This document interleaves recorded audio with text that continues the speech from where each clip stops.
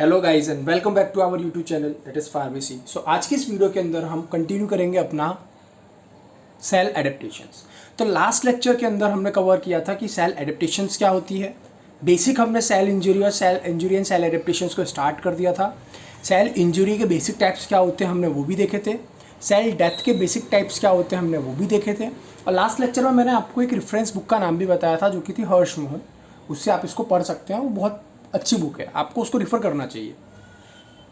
सो आज के इस टॉपिक के अंदर हम कंटिन्यू करेंगे हमारे बचे हुए सेल एडेप्टेशंस को, और फिर नेक्स्ट वीडियो लेक्चर से हम सेल डेथ के ऊपर बात करेंगे, जिसमें एक लेक्चर में बनाऊंगा नेक्रोसिस के ऊपर और एक लेक्चर बनाऊंगा आपके एपोप्टोसिस के ऊपर। ठीक है, सो विदाउट एनी डिले चलिए स्टार्ट करते हैं। तो सबसे पहले बात करते हैं कि एट्रोफी क्या होती है। अब देखो, कल जब बात हो रही थी तब कल मैंने आपको बताया था कि एट्रोफी का क्या मतलब होता है। जब हम बात कर रहे थे सेल एडेप्टेशंस की, तो सेल एडेप्टेशंस के टाइम पे मैंने आपको बताया था कि सेल एडेप्टेशंस जो होते हैं वो रिवर्सिबल होते हैं। ठीक है, रिवर्सिबल कंडीशन होती है। इसमें क्या होता है कि सेल जो होती है, कोई एक पर्टिकुलर सेल जो होती है वो खुद को अडेप्ट करती है। ठीक है, खुद को अडेप्ट करती है किसके लिए? उसकी जो सराउंडिंग्स होती हैं वो उसके अकॉर्डिंग, या फिर उसका जो फंक्शन आता है टेम्पररी फंक्शन उसके अकॉर्डिंग। ठीक है, या फिर कोई भी अदर रीजन हो सकता है जिसकी वजह से कोई भी एक सेल अडेप्ट करती है। तो सेल एडेप्टेशंस के हमने 5-6 टाइप्स देखे थे।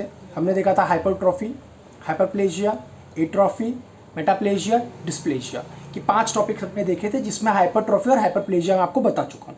सो आज की इस वीडियो लेक्चर के अंदर बचे हुए जो हमारे एट्रॉफी, मेटाप्लेजिया, डिस्प्लेजिया जो है उसको ख़त्म करेंगे। ठीक है, सो स्टार्ट करते हैं। एट्रॉफी का अगर हम बात करें तो हमने जब कल पढ़ा था तब मैंने आपको बताया था कि ट्रॉफी का क्या मतलब होता है। ट्रॉफी का मतलब होता है सेल का जो नंबर होता है वो बढ़ना।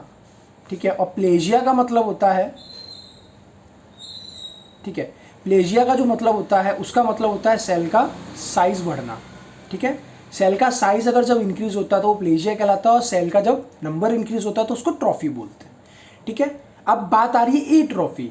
एट्रॉफी में क्या हो रहा है कि सेल का साइज और नंबर दोनों जो होंगे वो क्या हो जाएंगे? डिक्रीज। हम क्या बोल रहे हैं? एट्रॉफी। ट्रॉफी का मतलब क्या है? सेल का नंबर और सेल का साइज दोनों कंसिडर करके चलते हैं यहाँ पे। तो एट्रॉफी के अंदर क्या हो जाएगा कि ए लगा दिया मैंने पीछे, वर्ड के पीछे, तो इसका मतलब क्या है? जो चीज़ प्लस में ऊपर बढ़ रही थी वही चीज़ अब माइनस में जाएगी नीचे। ठीक है, तो जब हमने लास्ट लेक्चर में देखा था तो लास्ट लेक्चर के अंदर मैंने आपको बताया था कि जैसे ये नॉर्मल सेल है 4। ठीक है, तो ये नॉर्मल सेल 4 हैं। ये नॉर्मल सेल क्या होंगे कि एट्रॉफी के अंदर इनका साइज भी छोटा हो जाएगा, हो सकता है इनका काउंट भी कम हो जाए। ठीक है, एट्रॉफी के अंदर ये कंडीशन होती है। एट्रॉफी के अगर हम कारण की बात करें कि एट्रॉफी क्यों होता है, तो एट्रॉफी के कॉजेज अगर हम देखें तो 2 कॉजेज होते हैं। जनरली जब भी आप एट्रॉफी, हाइपरट्रॉफी, मेटाप्लेजिया जब भी लिखें तो उनके कॉजेज की जब आप बात करोगे कि क्यों होती है, तो उसमें दो आपको लिखना है। सबसे पहले तो लिखना है फिजियोलॉजिकल। ठीक है, फिजियोलॉजिकल मतलब कि नॉर्मल कंडीशंस में क्या होता है, वो अगर होता है तो कैसे होता है, वो सब आपको इसमें लिखना है। दूसरी कंडीशन आती है पैथोलॉजिकल। पैथोलॉजिकल का मतलब कि किसी भी बैक्टीरिया, वायरस या फिर किसी भी माइक्रो ऑर्गेनिज्म की वजह से अगर वो कंडीशन क्रिएट हो रही है तो वो आपको इधर लिखना है पैथोलॉजिकल में। ठीक है, सो अब हम बात करें एट्रॉफी की। तो एट्रॉफी में जो फिजियोलॉजिक होता है, फिजियोलॉजिकल कंडीशंस की अगर हम बात करें तो इसमें क्या होता है, देखिए, एट्रॉफी ऑफ किस किस की एट्रॉफी होती है। जैसे लिम्फॉइड टिश्यूज़ जो होते हैं, लिम्फॉइड टिश्यूज़ की विथ एज। एक बात याद रखना, मैं जब भी नोट्स में का आप देखोगे तो मेरे नोट्स में आपको इस तरह के कुछ शॉर्ट टर्म्स दिखे रहेंगे, ये मेरे खुद के बनाए हुए हैं, हालांकि ऐसा कुछ है नहीं। इसका मतलब है विथ और इसका मतलब है विच। ठीक है, ये शॉर्ट फॉर्म मैंने लिखा है, आई होप आप ये देख के समझ जाएंगे। डब्ल्यू के ऊपर आ रहा है तो विथ, डब्ल्यू के नीचे आ रहा है तो विच। ठीक है, तो lymphoid tissue with age, lymphoid tissue का एज के साथ में एट्रॉफी हो जाना, ये फिजियोलॉजिकल कंडीशन है, क्योंकि ये होता ही है। ऐसा नहीं है कि पैथोलॉजिकल कंडीशन की वजह से हो रहा है, ऐसा नहीं है। ठीक है, दूसरी अगर हम बात करें तो जो थाइमस होता है, थाइमस एक हमारा ग्लैंड है। आपको पता होगा थाइमस ग्लैंड की लोकेशन क्या होती है, कमेंट सेक्शन में जरूर बताइएगा। तो थाइमस जो होता है, थाइमस ग्लैंड जो होती है वो टाइम टू टाइम, जैसे जैसे किसी भी पर्सन की एज बढ़ती है, उसकी एज बढ़ने के साथ साथ थाइमस ग्लैंड का क्या होता है, मतलब एट्रॉफी होने लग जाती है, सिकुड़ने लग जाता है। ठीक है, गोनाड्स आफ्टर मीनोपॉज, आपको पता है फीमेल रिप्रोडक्टिव सिस्टम कुछ इस तरह से होता है। Something like this, right. ये ओवरी रहती है, ठीक है, ये ओवरी रहती है, सर्विक्स रीजन रहता है। तो ये गोनाड्स होते हैं, फीमेल्स के गोनाड्स, इनका क्या होता है कि मीनोपॉज, एक टर्म आता है जिसको बोलते हैं मीनोपॉज। अब देखो, मीनोपॉज और मीनार्क, ये दो टर्म आती है, ठीक है। अब मीनार्क क्या होता है वो मैं आपको बाद में बताऊंगा। मीनोपॉज का मतलब समझिए, मीनो का मतलब यहाँ पे आता है मेंस्ट्रुएशन साइकिल, ठीक है, मेंस्ट्रुएशन साइकिल। और पॉज का मतलब होता है रुकना, होल्ड। मतलब कि एक ऐसी कंडीशन, फीमेल्स जब एज पर पहुँचती हैं 53 to 54, या फिर आप बोल लीजिए 53 to 55 की एज, वो एज होती है जब फीमेल्स के अंदर मीनोपॉज होता है। और उसके बाद में ये जो फीमेल रिप्रोडक्टिव सिस्टम की जो ओवरीज हैं, इनका जो नॉर्मल साइज़ रहता है उससे ये एट्रोफी होकर छोटी हो जाती है, साइज़ भी इनका छोटा होने लग जाता है, ठीक है। तो ये कंडीशंस जो होती है ये होती ही है, ऐसा नहीं है कि किसी पैथोलॉजिकल कंडीशन की वजह से हो रहा है, ठीक है। उसके बाद में अगर हम बात करें ब्रेन जो होता है वो एजिंग के साथ में, ब्रेन एजिंग के साथ में जो होता है उसकी एट्रोफी होने लग जाती है। जैसे जैसे बुजुर्ग व्यक्ति होने लगते हैं, उनका जो फोल्ड्स रहते हैं, ब्रेन के अंदर फोल्ड्स रहते हैं, वो छोटे होने लग जाते हैं, कम होने लग जाते हैं। तो इसीलिए क्या होता है कि जितना जितना आदमी बढ़ता जाता है, जैसे जैसे एज होती जाती है, उम्र दराज इंसान होता जाता है, उस हिसाब से उनके ब्रेन की कैपेसिटी भी कम होती जाती है। ये चीज़ आपको मालूम है, ठीक है। उसके बाद में ऑस्टियोपोरोसिस। ऑस्टियोपोरोसिस का क्या मतलब है कि एक जो हमारे मतलब जो बोन्स होती हैं, आप बोल सकते हैं कि बोन्स के अंदर खोखलापन आना, हड्डियां कमज़ोर हो जाना, हड्डियां अंदर से खोखली हो जाना, वो होता है ऑस्टियोपोरोसिस, ठीक है। इसके अंदर क्या होता है कि अगर आपको पता हो, बोन जो रहती है, बोन की इस तरह से ट्रेबेक्युली रहती है, एक कैनाल, मेन सेंटर कैनाल इस तरह से रहती है, और यहाँ से छोटी छोटी कैनाल्स निकली रहती हैं, जिनमें इस तरह से जो रहते हैं, आप ऑस्टियोसेल्स देखेंगे, इस तरह से ब्रेन के जो आपके बोन्स रहती हैं उनके अंदर इस तरह से ऑस्टियोसेल्स रहती हैं, ठीक है। तो इस तरह से ऑस्टियोसेल्स रहती हैं। तो ये ऑस्टियोसेल्स जो होती हैं, ये ऑस्टियोसेल्स जो होती हैं, और ये ट्रेबेक्युली, ये कैनाल है, इनकी जो कैनाल्स रहती है जिसको ट्रेबेक्युली बोलते हैं, वो जो होता है वो एजिंग के साथ में कम होने लग जाता है, ठीक है। तो एजिंग के साथ में कम होता है, ये क्या है, ये सारी की सारी कंडीशंस जो देखी ये फिजियोलॉजिकल कंडीशंस हैं। पैथोलॉजिकल कंडीशंस में क्या होता है कि इस्चेमिक एट्रोफी, ठीक है। इस्चेमिक का क्या मतलब होता है ये मैं आपको ऑलरेडी बता चुका हूँ। एट्रोफी का क्या मतलब होता है ये आप जान ही चुके हैं, ठीक है। तब इस्चेमिक एट्रोफी में क्या होता है कि स्मॉल एट्रोफिक किडनी, ये भी एक कंडीशन होती है जिसमें किडनी के अंदर क्या होता है, बहुत कम मात्रा में एट्रोफिक होने लग जाती है पैथोलॉजिकल कंडीशंस में। इसके अंदर क्या होता है ना कि किसी पैथोजन की या किसी डिसीज्ड स्टेट की वजह से हमारी किडनी की सेल्स के ऊपर अफेक्ट पड़ता है, उसका साइज थोड़ा सा छोटा होने लग जाता है, या हमारे एट्रोफी की कंडीशन क्रिएट होने लग जाती है। Atrophy of brain due to cerebral atherosclerosis. Atherosclerosis और आर्टेरियोस्क्लेरोसिस क्या होता है ये आने वाले टाइम में हम जानेंगे, क्योंकि वो सिलेबस के अंदर आपके है। तो ये जान लीजिए कि खून का थक्का जमना जो मतलब इस तरह से होता है, आपको बता देता हूँ कि मतलब ब्लॉकेज जो होने लग जाता है डिपोजिशन की वजह से, ठीक है, ब्लॉकेज जो होने लग जाता है, उससे रिलेटेड ये है कंडीशन आपकी एथेरोस्क्लेरोसिस, ठीक है। तो उसकी वजह से ब्रेन की सेल्स के अंदर एट्रोफी हो जाना, डिसीज स्टेट है ये, नॉर्मल स्टेट नहीं है, इसीलिए ये पैथोलॉजिकल कंडीशंस में। डिसयूज एट्रोफी, डिसयूज का मतलब होता है कि जब आप उसका यूज़ ही नहीं कर रहे हैं, जब किसी भी चीज़ का यूज़ नहीं होने लगता तो एट्रोफी होने लग जाती है उस चीज़ की। फॉर एग्जांपल जैसे कि वेस्टिंग ऑफ मसल्स। वेस्टिंग का मतलब यहाँ ये नहीं कि बर्बाद होने लग गई, खराब मतलब बर्बाद हो रही है वो मसल। वेस्टिंग का मतलब होता है पतला होते जाना, सिकुड़ते जाना, मसल्स का वेस्टिंग हो जाना लिम्स में, ठीक है।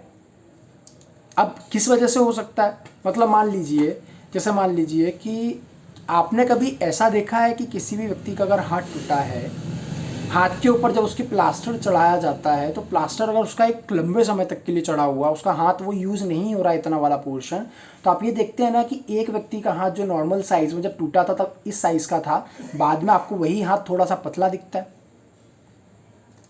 है ना वही हाथ। तो वो क्यों होता है, क्योंकि वो डिसीज स्टेट है ना, आपका हाथ ब्रेक हुआ, अब वो डिसयूज़ हो रहा है, उसका यूज़ ही नहीं कर रहे हो आप हाथ का, तो उसकी वजह से एट्रोफी होने लग गई, ठीक है। तो wasting of muscle of limbs immobilised in plaster coat, ठीक है, वो होती है। अब आता है न्यूरोपैथिक एट्रोफी। न्यूरोपैथिक एट्रोफी का मतलब होता है डैमेज टू नर्व सेल्स। इसमें क्या होता है, फॉर एग्जांपल जैसे पोलियो या फिर मोटर न्यूरॉन डिसीज जो होती है, उस कंडीशन में आप ये न्यूरोपैथिक एट्रोफी देखने को मिलती है आपको। एंडोक्राइनल एट्रोफी, एंडोक्राइनल मतलब एंडोक्राइन सिस्टम के अंदर एट्रोफी कब होगा, जैसे हाइपोपिट्यूटरिज्म। हाइपो का क्या मतलब होता है, हाइपो का मतलब होता है कम सिक्रीट होना, लेस। अब कोई भी चीज़ जब मान लीजिए ये इस अपनी जब फुल पोटेंशियल पर वर्क करेगी तभी तो ये अपना प्रॉपर अमाउंट दे पाएगी। अब ये अपने फुल पोटेंशियल पर वर्क ही नहीं कर पा रही है तो वो पहली बात प्रॉपर अमाउंट नहीं रिलीज़ कर पाएगी। या फिर दूसरी कंडीशन आप ये भी बोल सकते हैं कि मान लीजिए जैसे कि अगर इसका साइज़ छोटा हो जाए, एट्रोफी हो जाए, एट्रोफी की वजह से वो फंक्शन अपने रिलीज़ नहीं कर पा रही पूरा, या पूरा प्रॉपर काम नहीं कर पा रही, उसकी वजह से एट्रोफी हो गई है। ठीक है, तो एंडोक्राइनल एट्रोफी। हाइपोपिट्यूटरिज्म में क्या हुआ, पिट्यूटरी ग्लैंड का एक पर्टिकुलर साइज रहता है, अब ये कम सिक्रीट कर रही है तो ये सिकुड़ने लग जाएगी ना धीरे धीरे, साइज छोटा हो जाएगा इसका, तो दिस इज हाइपोपिट्यूटरिज्म। ठीक है, may lead to atrophy of thyroid, adrenal और गोनाड्स। हाइपोपिट्यूटरिज्म में हाइपोपिट्यूटरी ग्लैंड के ऊपर इफेक्ट पड़ेगा, लेकिन इससे ज़्यादा मेन इफेक्ट क्या होगा कि पिट्यूटरी ग्लैंड, आपको पता है पिट्यूटरी ग्लैंड को क्या बोलते हैं हम, मास्टर ग्लैंड बोलते हैं, मास्टर ग्लैंड। पिट्यूटरी ग्लैंड को जब मास्टर ग्लैंड बोलते हैं तो उस मास्टर ग्लैंड के अंदर क्या होता है, ये मास्टर ग्लैंड किस किस को आपको रेगुलेट करेगा, आपकी थायराइड को रेगुलेट करेगा, एड्रिनल को रेगुलेट करेगा, या फिर गोनाड्स को रेगुलेट करेगा। तो जब ये हाइपोपिट्यूटरिज्म हो रहा है तो उसकी वजह से पिट्यूटरी ग्लैंड अपना सिक्रीशन पूरा प्रॉपर अमाउंट में नहीं रिलीज कर पा रही है, जिसकी वजह से आपके इनमें एट्रोफी आपको देखने को मिलेगी। This is pathological condition. Pressure atrophy, pressure atrophy का क्या मतलब होता है, erosion of spine by tumour in nerve root.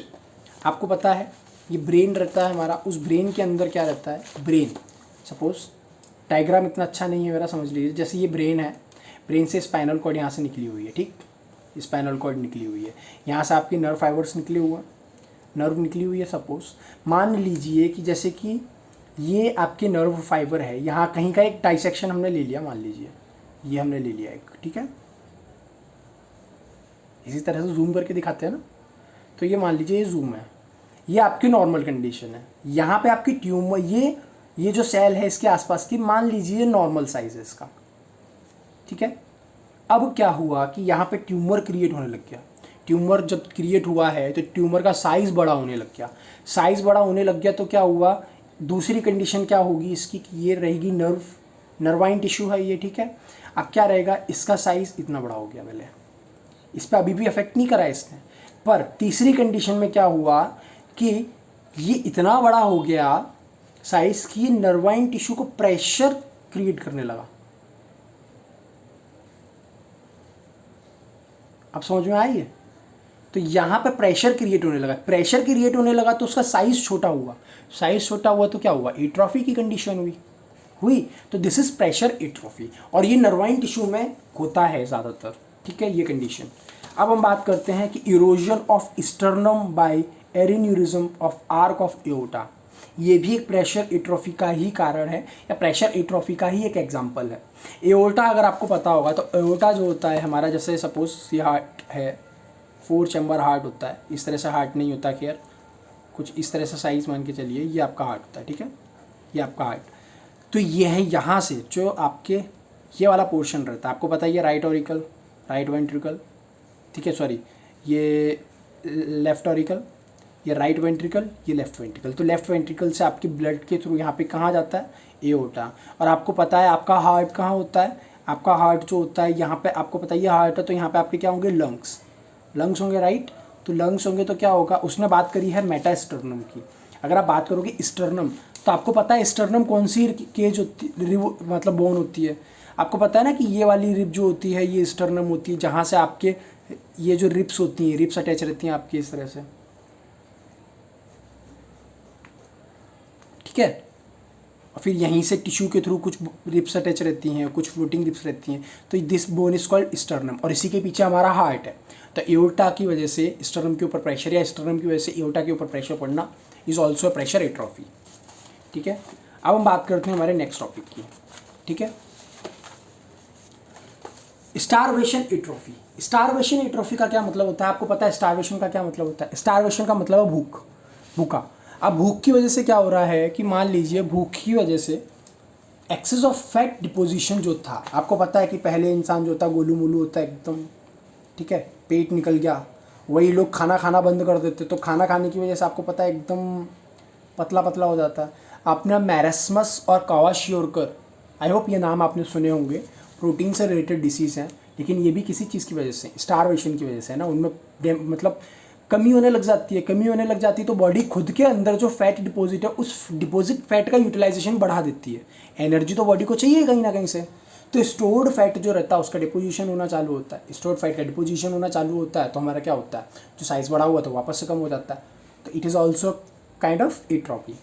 Morphology की बात करें तो मॉर्फोलॉजी में क्या होता है, मॉर्फोलॉजी दो प्रकार से हम देखेंगे। मॉर्फोलॉजी में हम ग्रॉस जो सरफेशियल हमको दिख रही है वो, और माइक्रोस्कोपिक जो हमको नहीं दिख रही है वो, मतलब माइक्रोस्कोपिक लेवल पे जाके अगर देखेंगे तो, ठीक है। तो मॉर्फोलॉजी में क्या होता है, डिक्रीज हो जाता है साइज ऑर्गन का, और माइक्रोस्कोपिक में अगर आप देखोगे तो नंबर ऑफ सेल्स भी आपको डिक्रीज मिलेंगे। मैकेनिज्म क्या होता है, in decrease in cellular protein synthesis as well as increase in protein degradation. Protein का सिंथेसिस जो है वो क्या हो गया, कम हो गया, लेकिन प्रोटीन का डिग्रेडेशन बढ़ गया।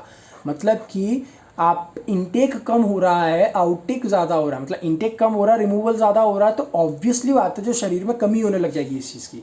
जब इस चीज़ की कमी होने लग जाएगी तो उसकी वजह से क्या होगा, प्रॉब्लम क्रिएट होगी, तो एट्रोफी कहलाएगी। ये मैकेनिज्म ऑफ एक्शन होता है। तो ये जो था, this is all about atrophy. अब हम बात करते हैं मेटाप्लेजिया। मेटाप्लेजिया की बात आपको पता है, मेटाप्लेजिया क्या होता है। मैंने आपको एक एग्जांपल बताया था इस तरह से, आपको याद हो, ठीक है। ये सेल्स थी, मान लीजिए ये सेल का फंक्शन था ए, सेल का टाइप ही चेंज हो गया। ऑब्वियसली बात है, सेल का जब टाइप चेंज होगा तो सेल का फंक्शन भी तो चेंज होगा। जब सेल का फंक्शन चेंज होगा तो सेल ही चेंज हो गई, and this condition is called metaplasia. Metaplasia देखते हैं क्या होता है, reversible change of one side of mature epithelial और mesenchymal cell to another type of mature epithelial और मेसेनकाइमल सेल। मतलब कि क्या होता है कि ये रिवर्सिबल चेंज होता है इस तरह से, ठीक है। ये इसमें कन्वर्ट हो सकती है, इसमें कन्वर्ट हो सकती है, ठीक है। इसमें क्या हुआ कि रिवर्सिबल चेंज हुआ, या तो जो मैच्योर एपिथेलियल या फिर मेसेनकाइमल सेल्स जो होती हैं वो एक टाइप की वो दूसरे टाइप में कन्वर्ट हो जाती है। मतलब सिंपल सी बात है कि एक प्रकार का जो हमारा एपिथेलियल या मेसेनकाइमल सेल है वो दूसरी काइंड की मेसेनकाइमल या एपिथेलियल सेल में कन्वर्ट हो जाती है, ठीक है। ये आप देख रहे हैं, एपिथेलियल मेसेनकाइमल में कन्वर्ट हो रही है रिवर्सिबल कंडीशन में, ठीक है।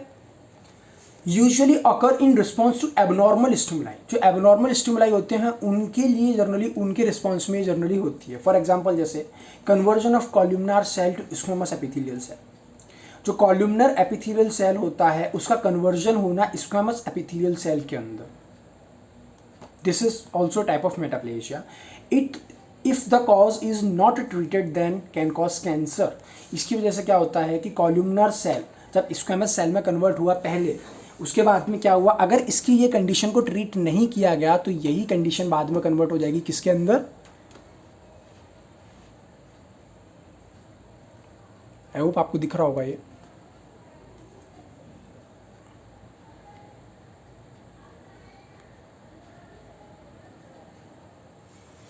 So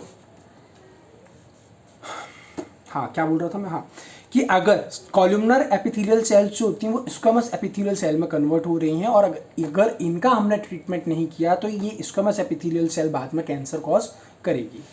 if stimulus is not removed then metaplasia में progress to dysplasia and further to cancer. वही सेम बात जो मैंने अभी आपको बताई वही है।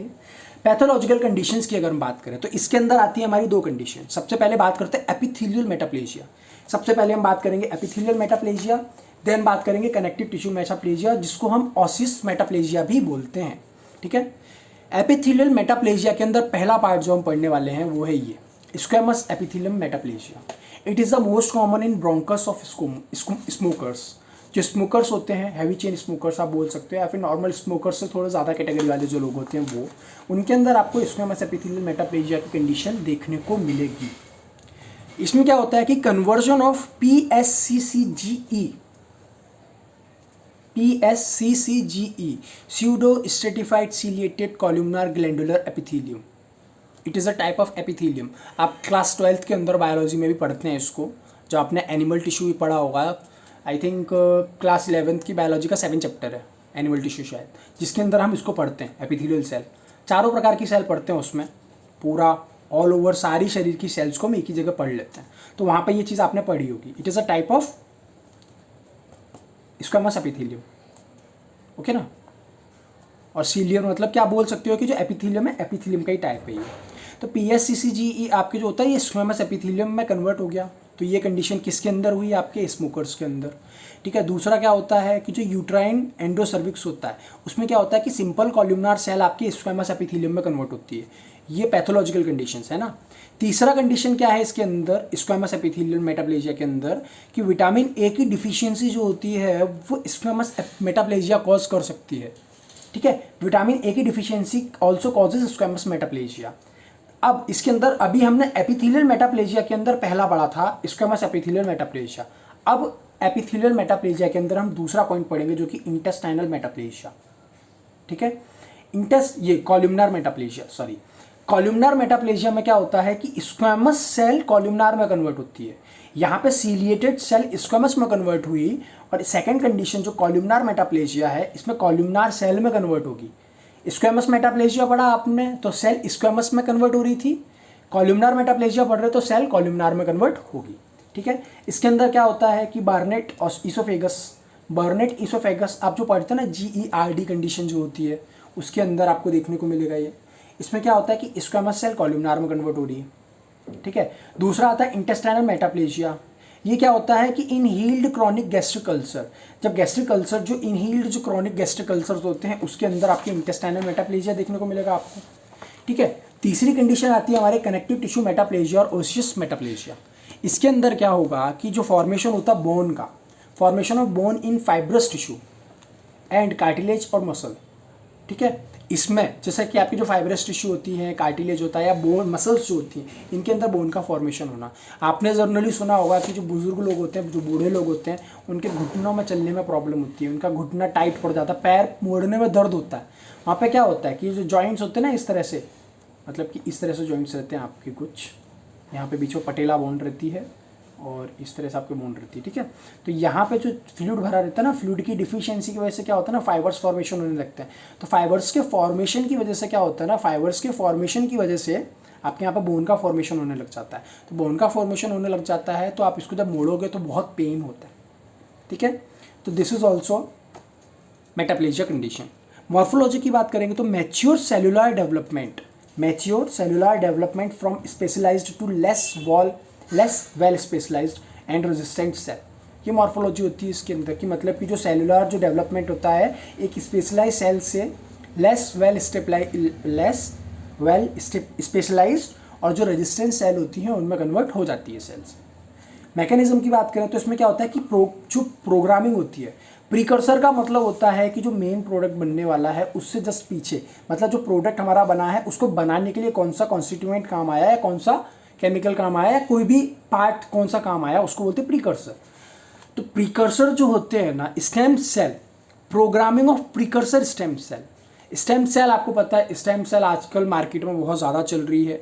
स्टेम सेल्स के ऊपर रिसर्च भी काफ़ी चल रही है, जिसमें क्या होता है कि किसी भी व्यक्ति का जब जो बॉर्न होता है, न्यू बेबी बॉर्न होता है, तो उसका प्लेसेंटा की जो अम्बिलिकल कॉर्ड होती है वो स्टेम सेल की होती है। तो उसको ना आजकल बैंक स्टोर करके रखने लग गया, जिसकी वजह से क्या है ना, स्टोर करके रखने लग गया है ना। तो जैसे मान लीजिए इन फ्यूचर अगर कभी उस व्यक्ति का कुछ भी पोर्शन या पार्ट लॉस होता है तो उसकी जो अम्बिलिकल कॉर्ड है उसके अंदर प्रेजेंट स्टेम सेल से हम उस ऑर्गन को वापस से रीग्रो करा सकते हैं, और जब रीग्रो करा सकते हैं तो वो ऑर्गन हम ट्रांसप्लांट कर सकते हैं, जिसकी वजह से हमारे फिर ग्राफ्ट रिजेक्शन के चांसेस जो होंगे वो डिक्रीज हो जाएंगे, ठीक है। ये एक एडिशनल पॉइंट, एक्स्ट्रा पॉइंट था, उसका इस चीज़ से भी लेना देना नहीं है, आपको बस बताया मैंने। इसमें क्या होना सिंपल सा कि जो प्रीकर्सर जो स्टेम सेल्स रहती हैं, एक ऐसी स्टेम सेल जो किसी भी पोर्शन को बनाती हैं, उनको ट्रिगर कर दिया जाता है, उनको रीप्रोग्राम कर दिया जाता है, उनसे कहा जाता है कि आप इनको ना बनाओ, आप नई सेल को फॉर्म करो। अब जब नई सेल बनेगी तो सेल ए से सेल बी में बनाना, सेल ए कन्वर्ट हो गया सेल बी में तो उनका फंक्शन भी चेंज हो गया, फंक्शन चेंज हो गया तो this condition is called metaplasia, ठीक ठीक है। तो this is all about cell adaptation, ठीक है। तो ये सेल एडेप्टेशन था, आई होप आपको समझ में आया होगा। अब नेक्स्ट जो हमारा टॉपिक होगा वो होगा सेल डेथ। सेल डेथ के ऊपर हम अच्छे से बात करेंगे। सेल डेथ में मैं आपको बताऊंगा कि नेक्रोसिस क्या होता है, एपोप्टोसिस क्या होता है, ठीक है। नेक्रोसिस क्या है, नेक्रोसिस के साथ साथ एपोप्टोसिस क्या है, ये भी आपको बताऊंगा। नेक्रोसिस भी हम डिटेल में पढ़ेंगे, एपोप्टोसिस भी हम डिटेल में पढ़ेंगे, ठीक है। तो आगे की वीडियो जानने के लिए हमारे साथ बने रहिए और देखते रहिए फार्मेसी पर वीडियोस, लेक्चर। आई होप आपको मेरा वीडियो लेक्चर पसंद आया होगा। अगर पसंद आया हो तो लाइक शेयर सब्सक्राइब करना ना भूलें। और यहाँ पे मैं कंसेप्ट क्लियर कराता हूँ। अगर आपको लगता है कि मैं सिर्फ आपको एग्ज़ाम पॉइंट ऑफ व्यू की चीज़ें बताऊँ तो वो पॉसिबल नहीं है, क्योंकि और भी लोग हैं। कंसेप्ट का जानना ज़्यादा बेटर ज़रूरी है। इसलिए आई होप आपको समझ में आएगी मेरी बातें। मिलते हैं आप लोगों से नई वीडियो लेक्चर के अंदर। तब तक के लिए stay safe and stay happy. Bye bye guys.